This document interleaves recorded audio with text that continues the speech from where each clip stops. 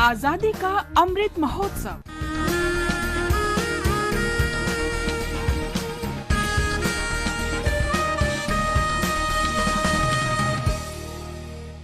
आजादी का सफर आकाशवाणी के साथ। एक राष्ट्र का जन्म, भारत का गौरवशाली स्वतंत्रता संग्राम आधुनिक विश्व के अब तक के सबसे बड़े संघर्षों में से एक है।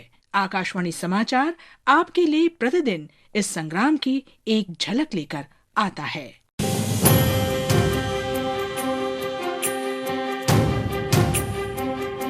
नौ दिसंबर 1946 को संविधान सभा की बैठक पहली बार नई दिल्ली में कॉन्स्टिट्यूशन हॉल में आयोजित की गई, जिसे अब संसद भवन के केंद्रीय कक्ष के रूप में जाना जाता है।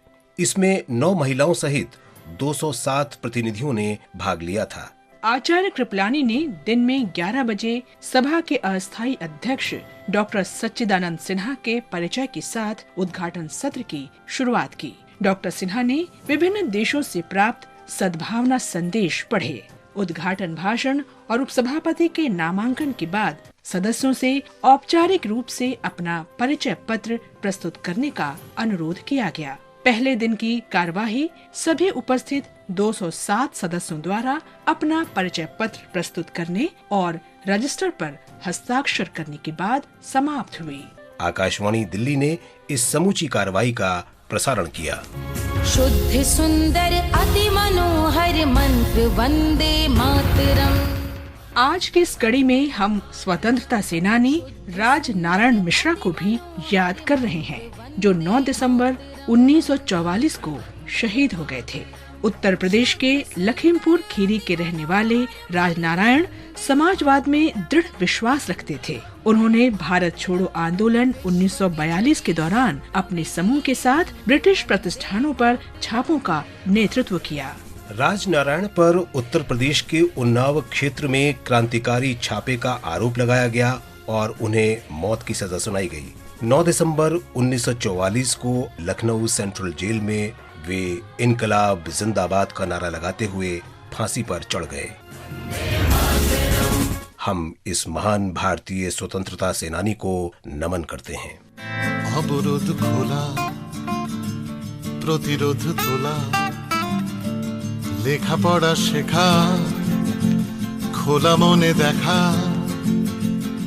যেভাবে আপনি দেখেছেন বেগম রোকেয়া সাখাওয়াত হোসেন। आज हम बंगाली नारीवादी विचारक, लेखिका, शिक्षक और राजनीतिक कार्यकर्ता रुकैया सखावत हुसैन को भी याद कर रहे हैं, जिनकी जयंती और पुण्यतिथि 9 दिसंबर है। उन्हें दक्षिण एशिया में महिला मुक्ति की अग्रणी माना जाता है। उन्होंने अपनी रचनाओं, कविताओं, कथाओं और निबंधों में स्त्री पुरुष समानता के लिए प्रगतिशील विचारों का समर्थन किया और महिलाओं के लिए एक बेहतर और निष्पक्ष दुनिया की परिकल्पना की। शालीनता था अवरोध जाग, ग्रामेर मेटा साहस पा।